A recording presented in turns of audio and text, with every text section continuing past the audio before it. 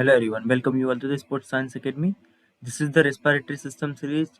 और इस video series में हम सारे कॉन्सेप्ट को बात करेंगे from basic anatomy and physiology to the applied effect of respiratory system during exercise. So in this video हम कवर करेंगे introduction, type of respiration, anatomy, ventilation, general terminologies related to respiratory system, lung capacities and volumes, respiratory unit, visceral and parietal pressure, pulmonary blood vessel, respiratory pressure, intrapleural and intra-alveolar pressure.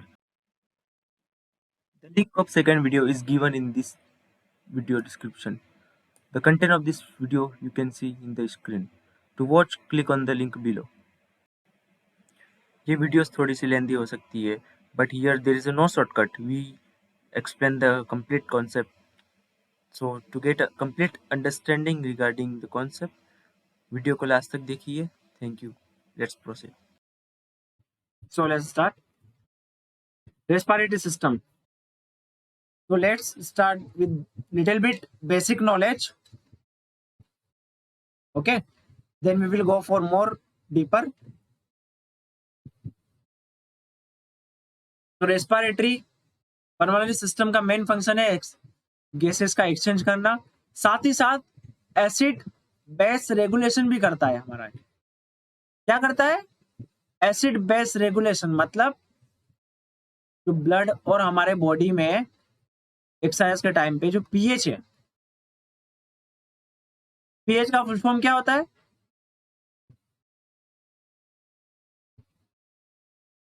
Yes anyone?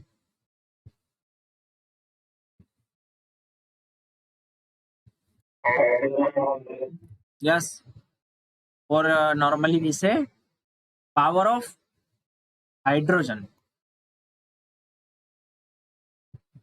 है ना। जब pH कम रहेगा तो क्या होगा, और जब pH ज्यादा रहेगा तो क्या होगा?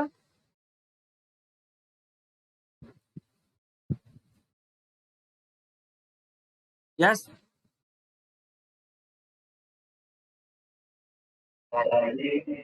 Right, very good. जब पीएच कम होगा एसिडिक होगा, 7 से ज्यादा होगा तो बेस होगा, बेसिक। इसका स्केल होता है 1 से लेके 14 तक। कितना होता है स्केल पीएच का? 1 से लेके 14 तक।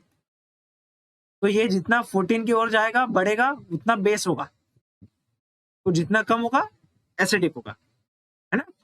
तो हमारा ब्लड जब हम एक्सरसाइज करते हैं तो ये पीएच में चेंजेस होता है। वो कैसे चेंजेस होता है? वी विल सी।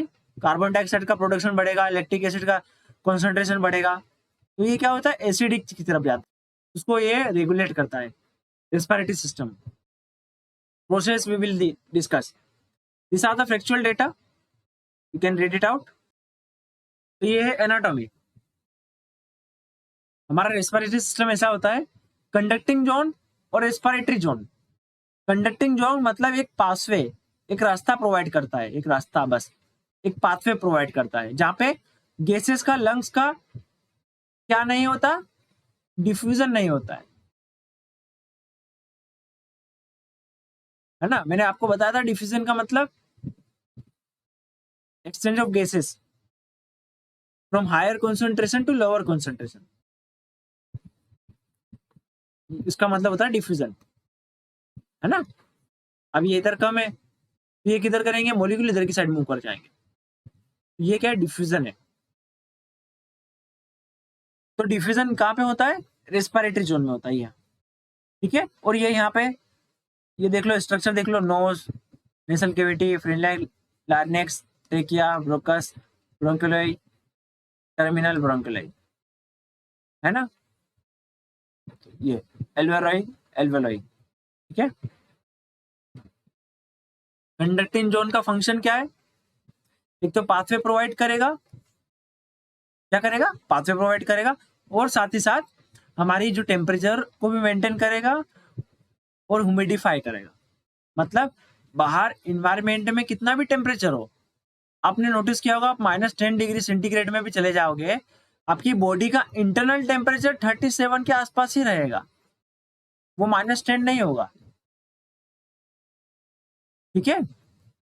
पर अगर आपका हाउस है, बाहर -10 डिग्री सेंटीग्रेड है, आपने अगर विंडो ओपन कर दी, अंदर का टेम्परेचर भी अप्रोक्सीमेटली -10 हो जाएगा, बट हमारी नोज की विंडो तो ऑन रहती है,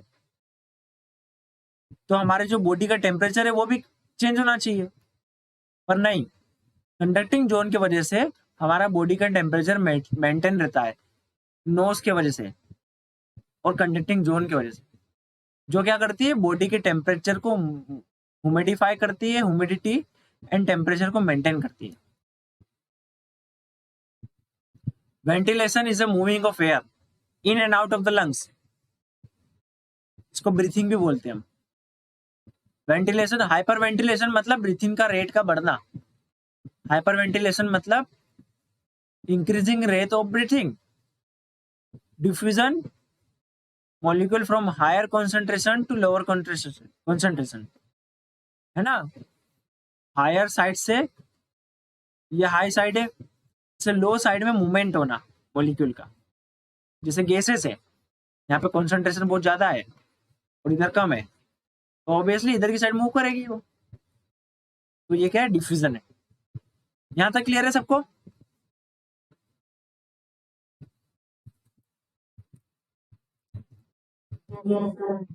एवरीवन क्लियर है? ये सिंपल है ना? ठीक है, जिसको पता वो पेशेंसली सुनिए। नाउ कुछ टर्मिनोलॉजीज है related to this. Cough, cough क्या होता है? Is a modified respiratory process characterized by force respiration. एक जस्ट क्या है, एक रिफ्लेक्स सेक्शन है ये। अगर हम देखें cough, it is a protective reflex. Reflex जहां ये वर्ड आता है मतलब वो चीज हमारे कंट्रोल में नहीं है। whenever you see this word reflex action, इसका मतलब है हमारे कंट्रोल में नहीं है वो, हम नहीं कर सकते खुद से, वो अपने आप हो जाता है। वो क्या है, इनवॉलेंट्री। इनवॉलेंट्री मतलब जो कि अपने आप काम करता है, हम हमारे दिमाग से नहीं करवाते। जैसे आपको क्या हुआ, अपने कैंडल है, कैंडल है, वहां पे आपने क्या करा, गलती से हाथ रख दिया या आपका बिना देखे हाथ पहुंच गया, आप इमीडिएटली वहां से अपना हाथ को विड्रॉल करोगे, पीछे खींचोगे फॉर सेफ्टी। वो क्या है, रिफ्लेक्स एक्शन है, आप उसमें सोचते नहीं हो, तो रिफ्लेक्स एक्शन है, ठीक है, जो कि प्रोटेक्शन के लिए, आपकी बॉडी के लिए। अगर कुछ इरिटेशन, रेस्पिरेटरी में कुछ चले जाता है या इन्फेक्शन वगैरह होता है, तो उस चीज को बाहर निकालने के लिए, ठीक है। वैसे ही स्नीजिंग भी एक रिफ्लेक्स एक्शन है, फोर्सफुल एयर को बाहर निकालना, ठीक है। जैसे म्यूकस वगैरह हमारी बॉडी में सर्दी के टाइम पे जैसे बबल्स निकलते हैं, ठीक है, तो उसको बाहर निकालने के लिए ये स्नीजिंग और कफिंग होता है। बचपन में होते थे बबल्स सबको। फिजियोलॉजिकल संट क्या होता है, इसे define as a diversion through which venous blood mix with arterial blood। Physiological shunt क्या है, कि जो विनस ब्लड है वो आर्टेरियल ब्लड में मिक्स हो जाता है। मतलब जैसे ये हमारी लंग्स है ना, अब ये लंग्स में क्या होगा, यहां से ब्लड आएगा, कौन सा ब्लड आएगा, डीऑक्सीजनेटेड, कौन सा वाला, जो कि कार्बन डाइऑक्साइड को लेके आता है। अब यहां से डिफ्यूजन के बाद में कौन सा ब्लड जाएगा, ऑक्सीजनेटेड, क्या करेगा, जो कि ऑक्सीजन को लेके जाएगा। पर फिजियोलॉजिकल संट क्या होता है, ये वाले ब्लड में हमारा ये वाला ब्लड मिक्स हो जाना। ये कौन सा है, विनस ब्लड है,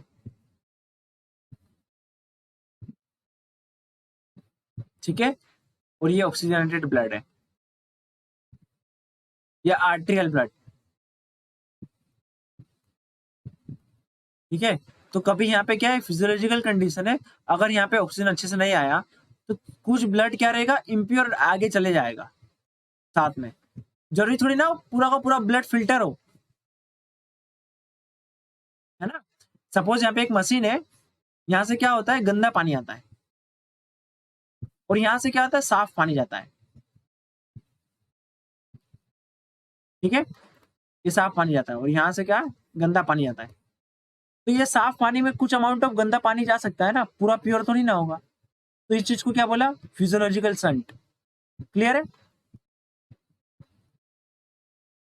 तो यहाँ पे इस कंडीशन में आर्टेरियल ब्लड में विनस ब्लड का मिक्स हो जाना, उसको हम क्या बोलेंगे, फिजियोलॉजिकल संट। विनस ब्लड क्या होता है, जो कि impure blood, we can't say impure blood, deoxygenated blood, ठीक है, जो वापस जाता है लंग्स की तरफ बॉडी से। जो ब्लड का हम इस्तेमाल कर लेते हैं वो वापस जाता है ना प्यूरिफाई के लिए, उस ब्लड, उसको विनस ब्लड बोलते हैं। क्लियर है। Physiological shunt, diversion through which venous blood is mixed with arterial blood. Compliance, expand, lungs का फैलाव। ठीक है, बस इतना समझिए। कंपाइलेंस मतलब जैसे बलून, बलून में एयर डालते हैं हम तो वो फैलता है, तो समझ लीजिए वो क्या है, कंपाइलेंस है। Its ability of lungs thorax to expand, expand होने की एबिलिटी, उसको एक टर्म दे दिया, कंपाइलेंस। क्लियर है।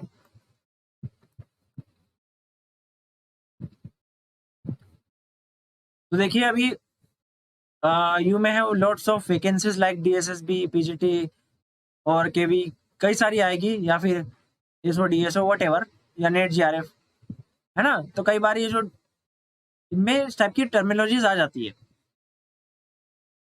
ठीक है, so just focus here, understand everything what ever, सारा कुछ कवर कर देंगे तो कैसे भी क्वेश्चन आ जाए हम कर लेंगे। रेस्पायरोमेट्री, रेस्पायरोमेट्री ये क्या इज ए मेथड है, जिससे कि हम लंग्स को मेजर करते हैं, लंग्स की कैपेसिटी को मेजर करते हैं। ठीक है, simple respirometer, simple instrument used for purpose, इसको रेस्पायरोमीटर बोलते हैं। जो इंस्ट्रूमेंट आता है उसको रेस्पायरोमीटर बोलते हैं। रेस्पायरोमेट्री एक प्रोसेस है जिससे हम कैपेसिटी को मेजर करते हैं, और रेस्पायरोमीटर क्या है, एक इक्विपमेंट है। देखो ऐसा आता है कि इक्विपमेंट सिंपल सा, यहाँ पे फैन लगा रहता है, ठीक है, यहाँ ये पाइप जैसा रहता है, यहाँ पे हम क्या करते हैं, मुंह में रख के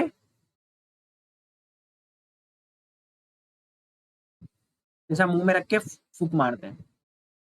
ठीक है,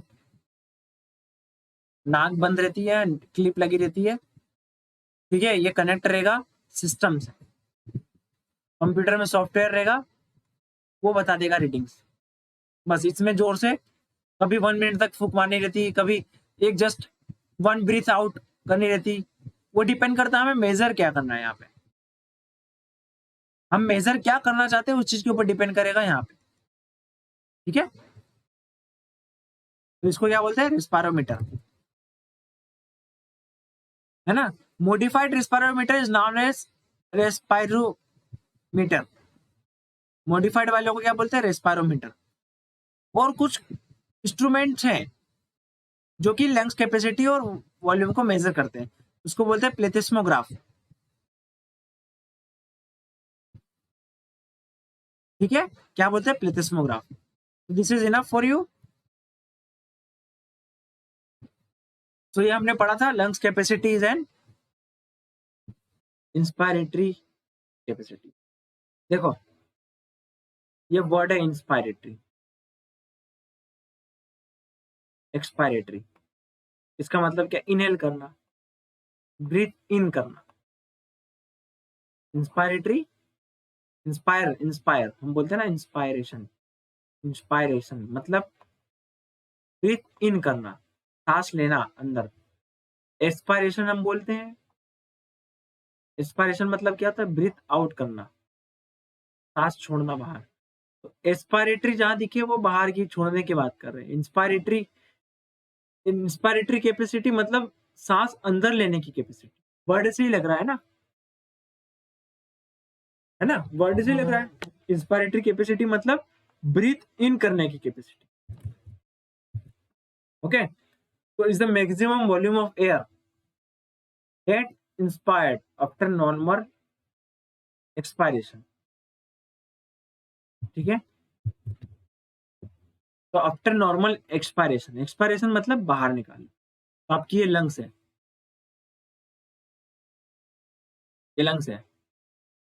ना, ये क्या करा आपने, एक्सपायर किया, एक्सपायरेशन किया, ब्रीथ आउट की, कुछ एयर बाहर निकली, है ना, एयर बाहर निकली। उसके बाद आपने क्या किया, मैक्सिमम एयर इनहेल की। क्या किया, मैक्सिमम इनहेल। ठीक है, तो ये क्या हो जाएगा, इंस्पायरेटरी कैपेसिटी। इंस्पायरेटरी मतलब इनहेल करना, तो आपने यहाँ पे मैक्सिमम कैपेसिटी इनहेल की है, तो ये क्या हो गया, इंस्पायरेटरी कैपेसिटी, है ना। Is maximum volume of air that is inspired. ये क्या है, मैक्सिमम वॉल्यूम ऑफ एयर है।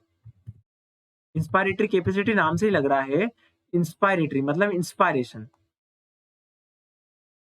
उसकी कैपेसिटी। देखो जहां पे कैपेसिटी आता है वहां मैक्सिमम हर चीज में है। हम यहाँ पे कैपेसिटी की बात कर रहे हैं, तो कैपेसिटी का मतलब क्या है, मैं बोलूंगा ये बलून की कैपेसिटी, इसका मतलब क्या है, जैसे मैं बोल रहा हूँ ये बोतल है, बोतल, ये बोतल की कैपेसिटी, तो इसका मतलब क्या है, इसमें मैक्सिमम कितना आ सकता है, इसकी मैक्सिमम कैपेसिटी 1 लीटर वाटर। ये कैपेसिटी की बात कर रहे हैं ना, तो मैक्सिमम ही आएगा ना यहाँ पे, राइट। यहाँ हम हर चीज मैक्सिमम की ही बात करेंगे, समझ रहे हो।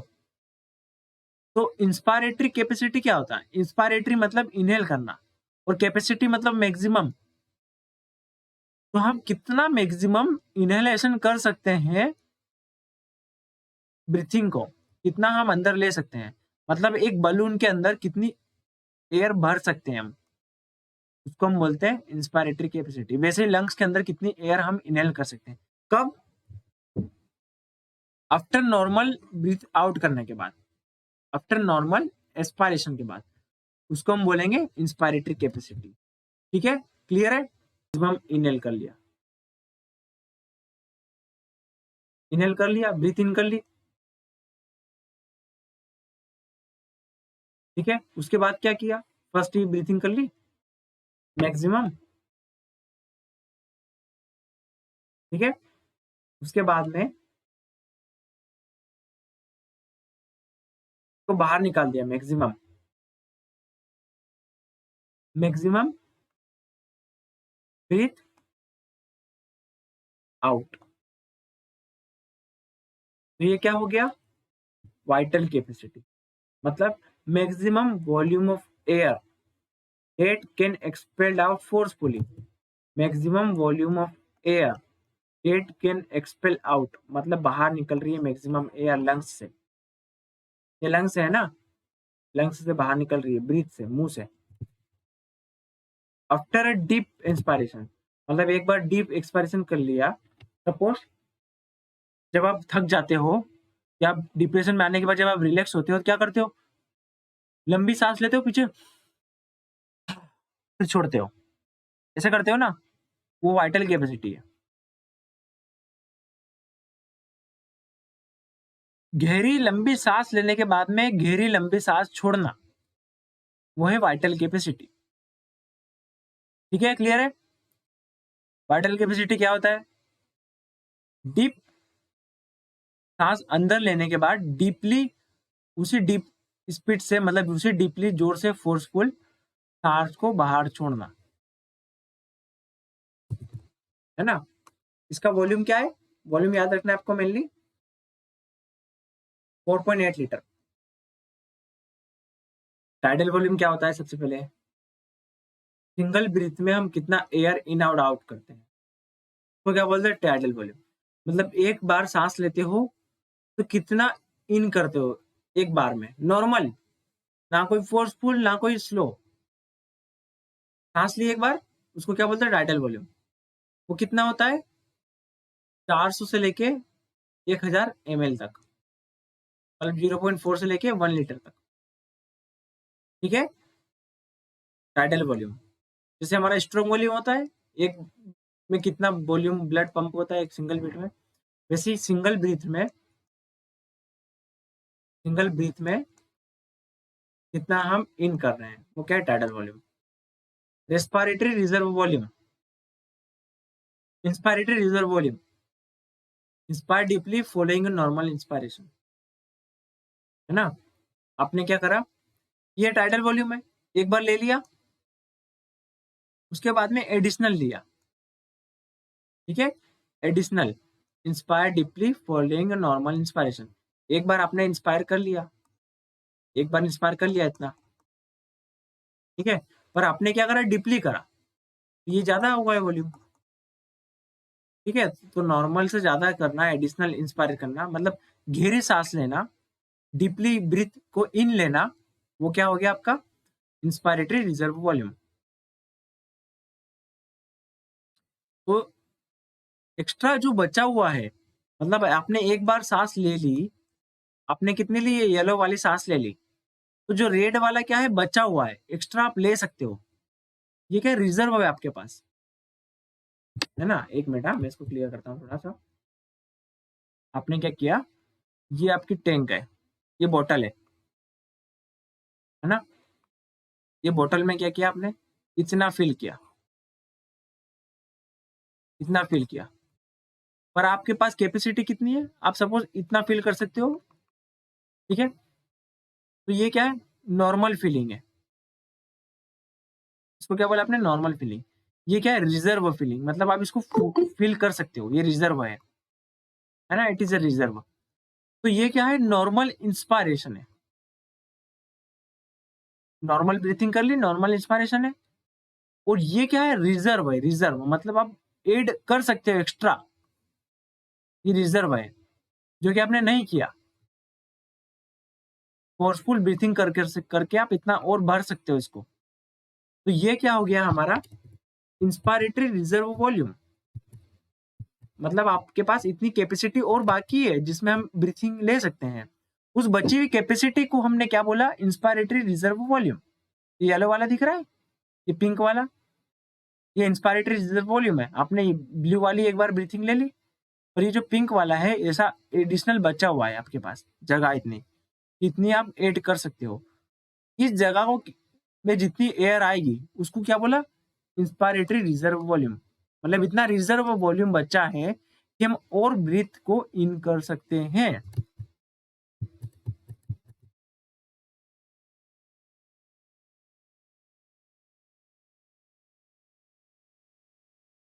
ठीक है। इतनी कैपेसिटी आपके पास अभी भी बची है कि आप ब्रीथ को इन कर सकते हो। मतलब देखिए सिंपल सा, कि आपने बोतल को फिल किया, है ना, इतना फिल किया बोतल को, आपके पास आपने इतना फिल किया, इतना सा बाकी है, यहाँ तक की बोतल की कैपेसिटी है। तो ये जो बचा हुआ लोगों को क्या बोला आपने, रिजर्व बोला। ये जो रिमेनिंग बचा हुआ स्पेस है, इसको क्या बोला, रिमेनिंग स्पेस को रिजर्व बोला।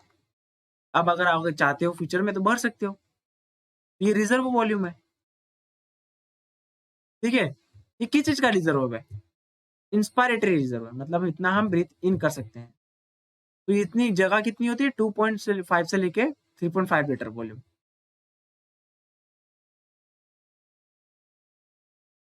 Expiratory reserve volume, expiratory reserve volume same, reserve volume, reserve मतलब बचा हुआ, है ना। आपने नॉर्मल ब्रीथ आउट करी, आपने क्या करा, नॉर्मल सांस बाहर ली, तो इतना एयर बाहर निकला।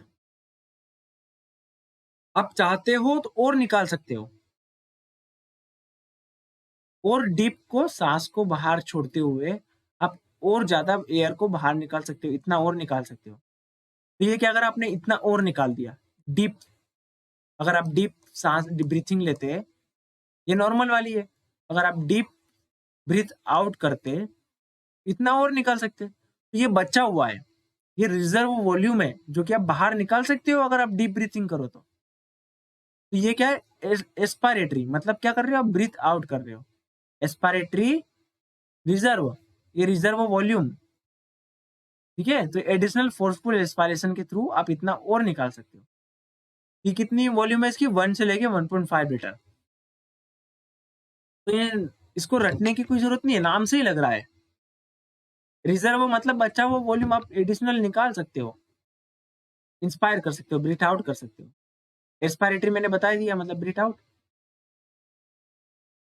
वाइटल कैपेसिटी क्या होता है, फोर्सफुल वाइटल कैपेसिटी। एक ही चीज है, volume of air move in one breath from full inspiration to maximum inspiration. मतलब क्या करा आपने, आपकी कैपेसिटी इतनी है, यहां तक पूरा ले लिया, फिर आपने क्या करा, पूरा बाहर निकाल दिया। गहरी लंबी सांस पीछे ली, फिर गहरी सांस बाहर निकाल दी। ठीक है, वाइटल कैपेसिटी मतलब आपकी ये कैपेसिटी, आप कितना अंदर लेके बाहर निकाल सकते हो सांस, एयर को, ये पूरी मैक्सिमम कैपेसिटी है आपकी। जिसका वॉल्यूम क्या है, मेल में देखे तो 4 से 5 लीटर, 4 से लेके 5 लीटर, वुमेन्स में 3 से लेके 4 लीटर। क्लियर है। वाइटल कैपेसिटी क्या होता है, यस एनीवन।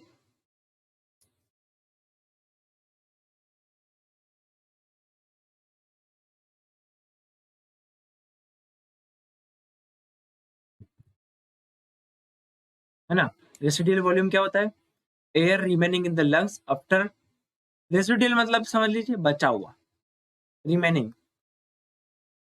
रेसिडुअल बोलते हैं ना बचा हुआ, मतलब वर्ड का ही मतलब है बचा हुआ। Air remaining in the lungs after exhalation as deep as possible, है ना। मतलब क्या है कि हमारी लंग्स में एयर का बचा हुआ होना,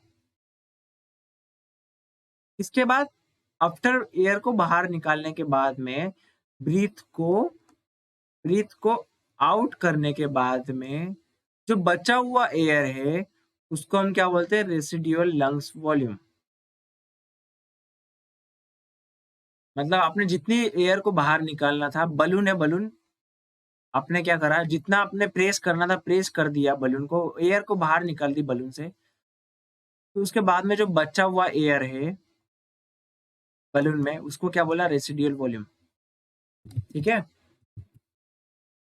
ठीक है, समझ गए।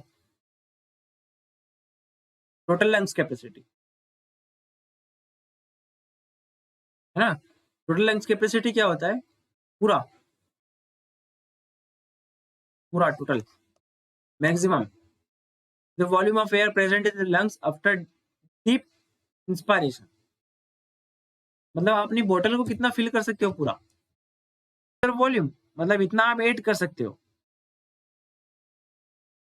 नॉर्मल ब्रीथिंग करके आपने इनहेल करा, फिर आपने एक्स्ट्रा ब्रीथिंग करके ऐड करा, तो ये आपका हो गया टोटल लंग्स कैपेसिटी। ये सारी चीजें आ जाएगी इसमें, मतलब कितना मैक्सिमम आपका लंग्स फील हो सकता है, तो इसमें सारी चीजें आ जाएगी। तो इसका वॉल्यूम होता है 6 लीटर। क्या होता है, 6 लीटर। ये याद रखना, मेनली 6 लीटर होता है ना। रेस्पिरेटरी मिनट वॉल्यूम, ये क्या होता है रेस्पिरेटरी मिनट वॉल्यूम, आप क्या करते हो 1 मिनट में कितना इन और आउट करते हो। 1 मिनट में जैसे हमारा कार्डियक आउटपुट था, कितना होता है, 5 लीटर होता है। कार्डियक आउटपुट क्या होता है, heart rate into stroke volume, मतलब इतनी बार हमारा हार्ट पंप करता है, और एक बार में कितना ब्लड पंप करता है, ये ब्लड है हमारा, एक बार में सिंगल बीट में कितना ड्रॉप, कितना ब्लड पंप करता है। तो अगर हम इसे टोटल 1 मिनट के लिए देखें तो क्या हो जाएगा हमारा कार्डियक आउटपुट। वैसे ही same similar to cardiac output, respiratory minute volume, यहाँ पे क्या है, रेस्पिरेटरी मिनट वॉल्यूम, है ना। रेस्पिरेटरी मिनट वॉल्यूम मतलब 1 मिनट में हमारी लंग्स कितनी एयर को इन आउट करती है, कितना ब्रीथिंग रेट होता है 1 मिनट में। तो क्या हो जाएगा, पहला तो कितनी बार हम लेते हैं, तो क्या आ जाएगा, कितनी बार लेते हैं मतलब ब्रीथिंग रेट है ना, यहाँ पे ब्रीथिंग रेट, रेस्पिरेटरी रेट, एक बार में हम 500 ml लेते हैं, 1 मिनट में हम कितना लेते हैं, 12 बार लेते हैं, तो कितना हो जाएगा 600 ml। 1 मिनट में हम 12 टाइम ब्रीथिंग करते हैं नॉर्मली रेस्टिंग में, और उसमें से एक ब्रीथ में हम लेते हैं 500 ml। तो हमारी 1 मिनट में कितना होगा, 500 इंटू 12, क्या आ जाएगा 6 लीटर। मतलब 6 लीटर हम ब्रीथ इन करते हैं, कितना, ड्यूरिंग रेस्ट। उसे हमने क्या बोला, रेस्पिरेटरी मिनट वॉल्यूम। क्लियर है?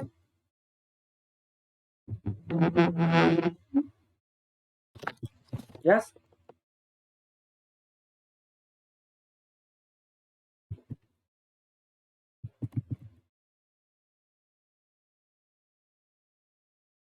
यस, क्लियर है?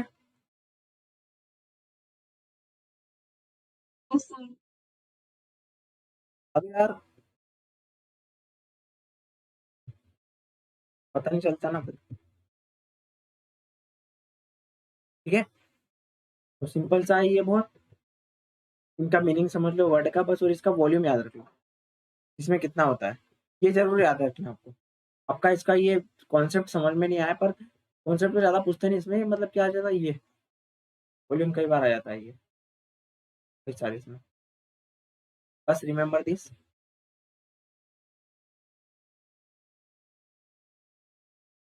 है ना, मैक्सिमम ब्रीथिंग कैपेसिटी। तो ये क्या होता है, सिंपल सी बात है, कितना हम फोर्सफुल, जब हम मैक्सिमम, जैसे कार्डियक आउटपुट होता है मैक्सिमम, 1 मिनट में हम कितनी मैक्सिमम बार हमारा हार्ट बीट कर सकता है, इनटू हम कितना ब्लड सप्लाई कर सकते हैं हम सिंगल बीट में, तो हम आ जाएगा कार्डियक आउटपुट मैक्सिमम। वैसे ही हमारी मैक्सिमम ब्रीथिंग कितनी होती है, हम 1 मिनट में कितना मैक्सिमम टाइम ब्रीथिंग रेट कर सकते हैं, कितनी ज्यादा बार कर सकते हैं, और हर वो ब्रीथिंग में हम कितना मैक्सिमम एयर को इन आउट कर सकते हैं। जैसे maximum volume of air which can be breathed in and out of the lungs by forceful respiration, hyperventilation increasing in rate or force, it is also maximum ventilation। मतलब आप जब maximum exercise करोगे, आप जब आपका 100% एक्सरसाइज में दोगे, उस टाइम पे आप कितनी मैक्सिमम कैपेसिटी आपकी लंग्स की कि वो ब्रीथिंग को इन और आउट कर सकती है। तो मेल्स में होता है 150 से लेके 170 लीटर पर मिनट, रिमेम्बर दिस। फीमेल्स में होता है 80 to 100 लीटर पर मिनट। ठीक है, ये कैपेसिटी है फॉर एवरेज एडल्ट। यहाँ तक क्लियर है? अब क्या होता है, रेस्पिरेटरी यूनिट क्या होती है ना, ये हमारे 5 पार्ट हैं जो रेस्पिरेटरी यूनिट में इन्वॉल्व होते हैं।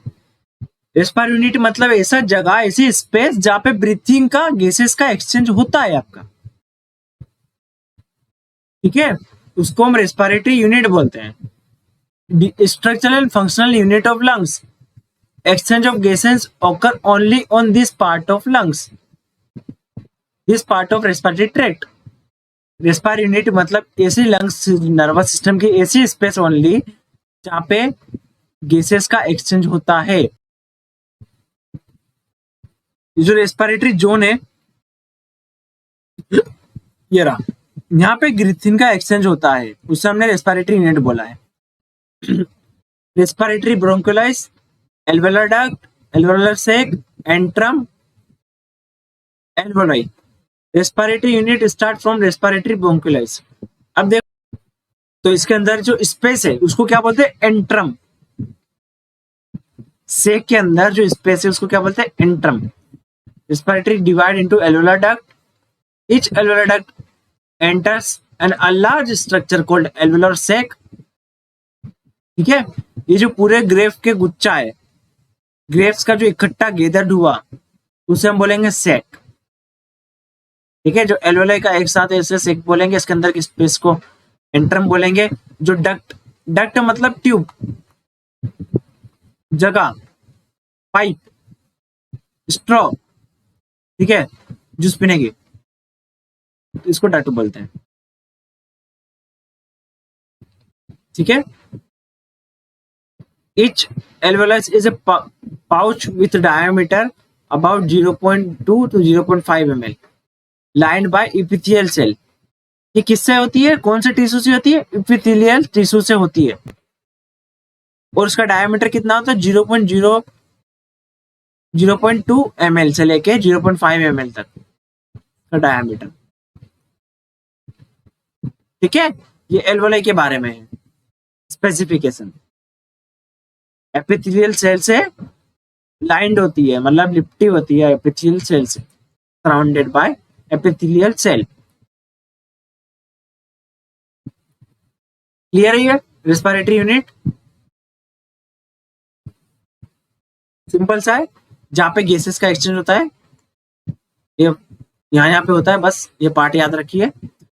This will help in getting to know about dead space.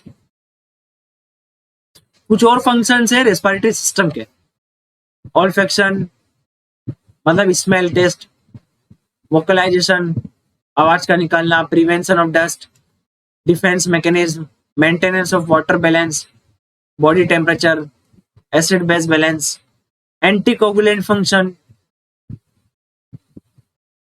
है ना, हमें कोगुलेशन नहीं होने देगा। कोगुलेंट मतलब mast cells in the lungs secrete heparin, heparin is anticoagulant and prevent intravascular clotting, मतलब ब्लड का जो क्लोट, ब्लड के क्लोट को प्रिवेंट करता है, ब्लड का क्लोट ना जमे,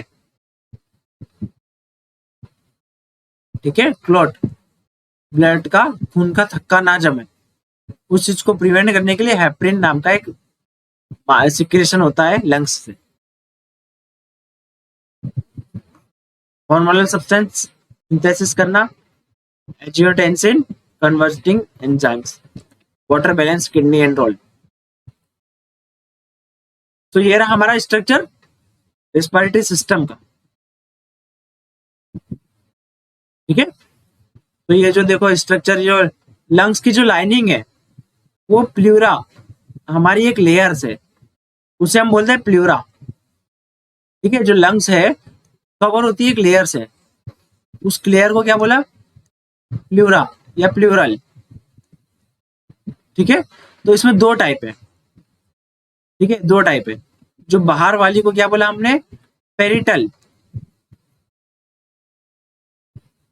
और अंदर वाली लाइनिंग को क्या बोला, विसरल, ठीक है। तो लंग्स क्या है, एक कवर है, लंग्स के ऊपर एक कवर है, उस कवर को हमने क्या बोला, प्लूरा बोला, प्लूरा, उस कवर को नाम दे दिया प्लूरा। अब वहां पे कवर जो है वो क्या है, दो टाइप के कवर है, पहला कवर फिर दूसरा कवर, फिर आती है लंग्स। तो पहले कवर को क्या बोला, पेरिटल, दूसरे का वाले को बोला विसरल, ठीक है।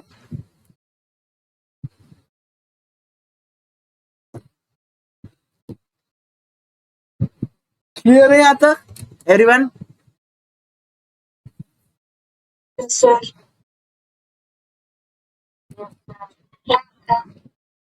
ओके,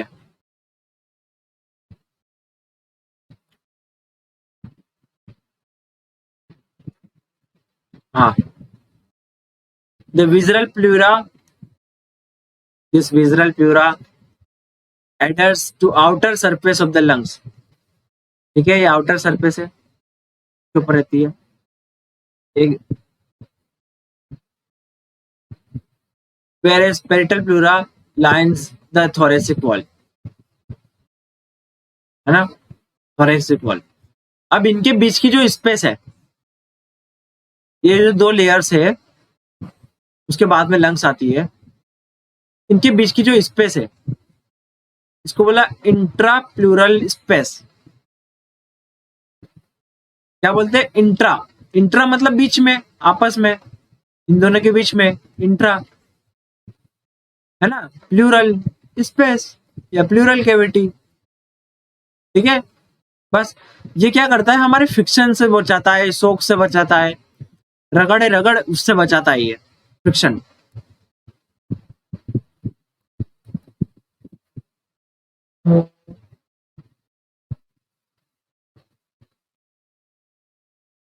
ब्लड प्रेशर, जो पल्मोनरी की तरफ जो ब्लड जाता है उसका प्रेशर क्या होता है, बहुत ही लो होता है। क्या होता है, जो ब्लड वेसल जाती है पल्मोनरी की तरफ, आपने देखा हो जो हार्ट से निकलती है बॉडी की तरफ जाती है, उसका कितना होता है, 120 180, ये रेस्ट रहता है। बट जो लंग्स, जो ब्लड वेसल हमारी लंग्स की तरफ जाती है उसका प्रेशर कम होता है, 25 10। सो देखिए कितना कम प्रेशर होता है लंग्स की तरफ, है ना। कैपिलरीज में कितना होता है, 7 mmHg, बस बहुत कम प्रेशर होता है, वो सफिशियंट है ब्लड के फ्लो के लिए इतना, ठीक है। तो इसे लो प्रेशर बेड बोलते हैं, जहाँ पे प्रेशर बहुत कम होता है। तो remember this point, the pressure is very low in the lungs, the blood vessel will supply the blood to the lungs.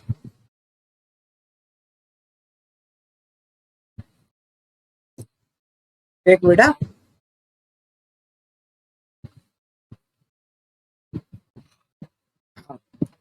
तो two type of pressure are exerted by thoracic cavity in lungs during respiration। तो देखो एक minute ना, मैं बंद कर देता हूँ।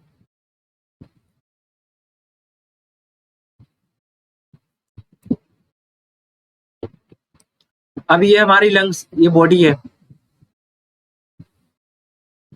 ठीक है। इस बॉडी के अंदर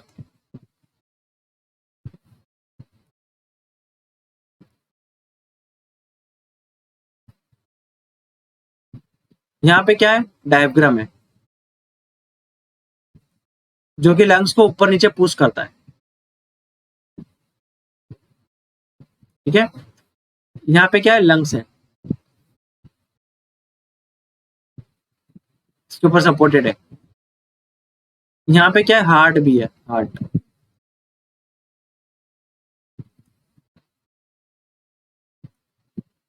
है ना। तो ये सब एक किसके अंदर है, कवर है, ये सब एक कवर के अंदर है। ऊपर से देख रहा हूं मैं, ये हॉरिजॉन्टल प्लेन से ऊपर, ठीक है, एकदम ऊपर से आपके टॉप से देख रहा हूँ 90 डिग्री, ये आपका हेड है, ठीक है, ऊपर से देख रहा हूँ, ये आपकी बॉडी है। तो ये यहाँ पे क्या है, लंग्स है और हार्ट है। तो उस कैविटी को क्या बोलते हैं, थोरेसिक कैविटी, जिसके अंदर ये है, ये रीजन है थोरेसिक रीजन। अपने स्पाइनल कोड में देखा होगा, सर्वाइकल, थोरेसिक, ठीक है, लंबर। तो ये थोरेसिक रीजन में यहाँ पे एक समझ लीजिए एक बॉक्स है, बॉक्स, ये थोरेसिक रीजन है, तो यहाँ पे एक बॉक्स है, उस बॉक्स के अंदर क्या है, लंग्स भी है, हार्ट भी है। तो ये बॉक्स को दबाऊंगा मैं, है ना, ये बड़े बलून को दबाऊंगा तो उसके अंदर छोटा बलून का भी प्रेशर चेंज होगा। ये बड़ा बलून है, उसके अंदर लंग्स है, उसके अंदर हार्ट है।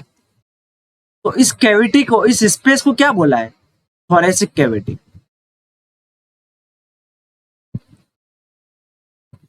तो इसमें क्या होता है, प्रेशर चेंज होता है। अब इसको दबाता कौन है, इसको प्रेस कौन करता है, रिब केज।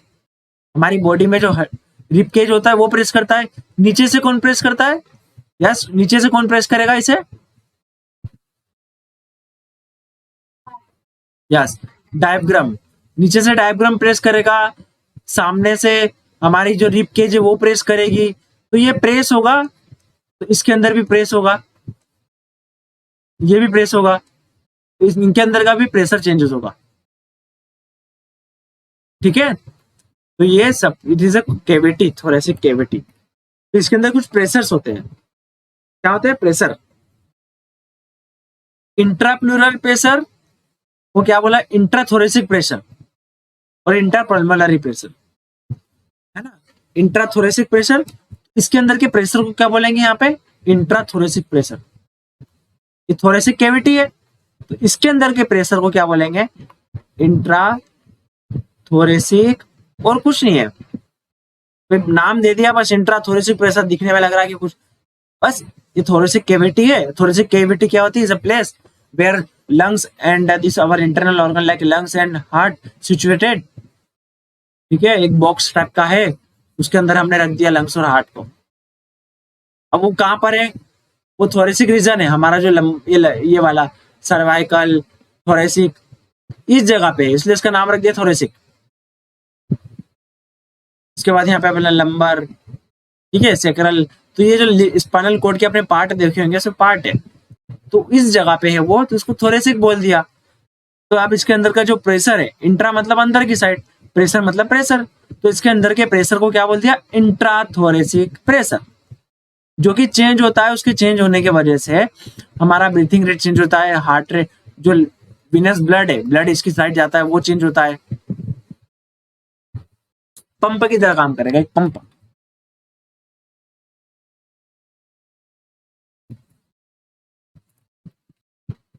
ठीक है, और दूसरा क्या है? इंट्रापल्मोनरी प्रेशर, मतलब हमारे जो लंग्स के अंदर जो प्रेशर है, लंग्स के अंदर बहुत सारे ग्रेप्स हैं, अंगूर रखे हुए हैं छोटे छोटे, इसका ये लंग्स के अंदर, ये लंग्स का प्रेशर बढ़ेगा, इसके अंदर प्रेशर है, तो ये क्या है? इंट्रापल्मोनरी। इंट्रा मतलब आपको वर्ड ऐसे ही पता है, इनसाइड, विद इन दिस, आपस में, उसके बीच में। तो रेस्पिरेटरी प्रेशर हम कैसे एक्सप्रेस करते हैं? Atmospheric pressure. एटमॉस्फेरिक प्रेशर से इसको कंपेयर करके हम एक्सप्रेस करते हैं। अब हमारा जो पूरा एटमॉस्फेयर है, हमारे आसपास का वातावरण है, वहां पे प्रेशर कितना होता है? 760 मिलीमीटर मर्क्यूरी, इतना प्रेशर होता है हमारे सराउंडिंग में। ठीक है, एयर्स वगैरह है, सब मॉलिक्यूल्स है, उनकी वजह से इतना प्रेशर होता है हमारे आसपास के वातावरण में।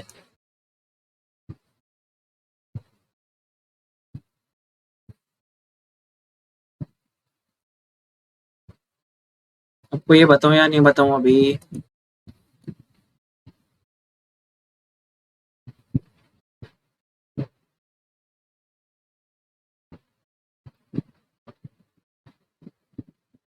ये बताऊं मैं आपको अभी? समझ जाओगे? तो देखो, इंट्राप्लूरल प्रेशर क्या था हमारा? इंट्राप्लूरल प्रेशर ये वाला, याद करिए, माइंड में ले आइए वो इमेज। एक बड़ा बलून है, उसके अंदर छोटे छोटे बलून डाल दिए आपने,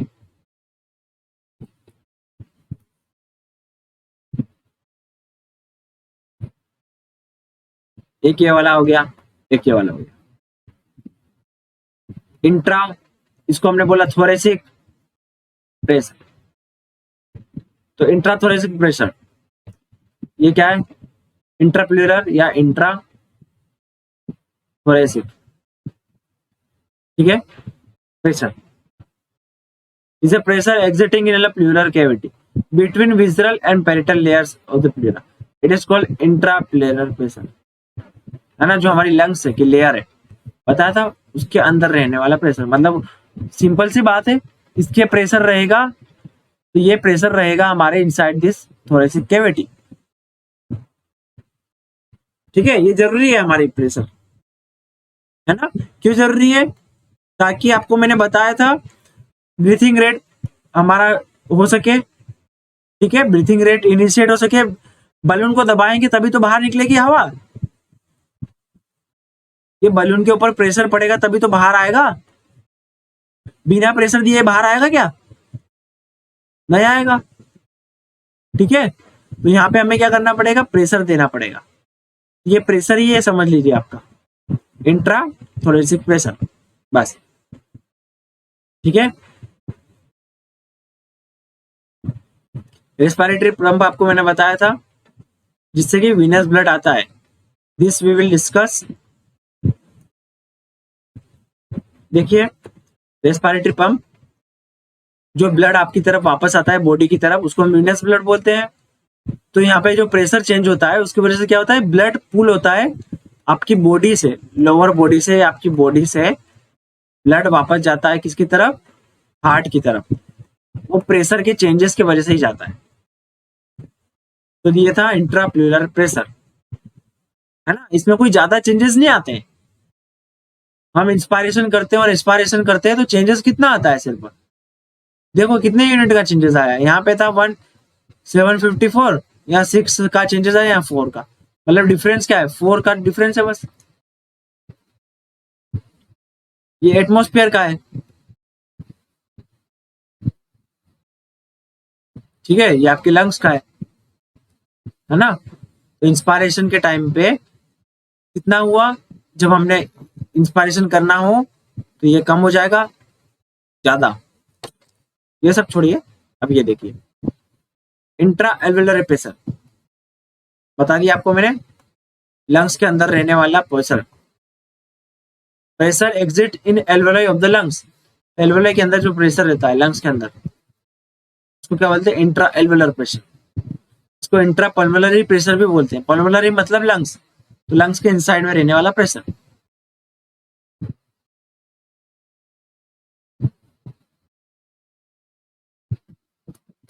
दैट्स इंपॉर्टेंट ओनली। तो ये mechanism of breathing, we will see it tomorrow. Mechanism of breathing, then ये था, ये this all up to basics. उसके बाद हम देखेंगे pulmonary ventilation, dead space, alveolar ventilation, diffusion capacity, Fick law of diffusion, RER respiratory exchange ratio, जिसमें आपको ये रिमेम्बर, सबसे ज्यादा इंपॉर्टेंट ये रिमेम्बर करना है। Usually this question have been seen many times, ठीक है। Blood flow to the lungs कैसे होता है, कार्बन डाइऑक्साइड और ऑक्सीजन का ट्रांसपोर्टेशन, एसिड और बेस को कैसे रेगुलेशन करेगा, ठीक है। ये हम देखेंगे नेक्स्ट लेक्चर में।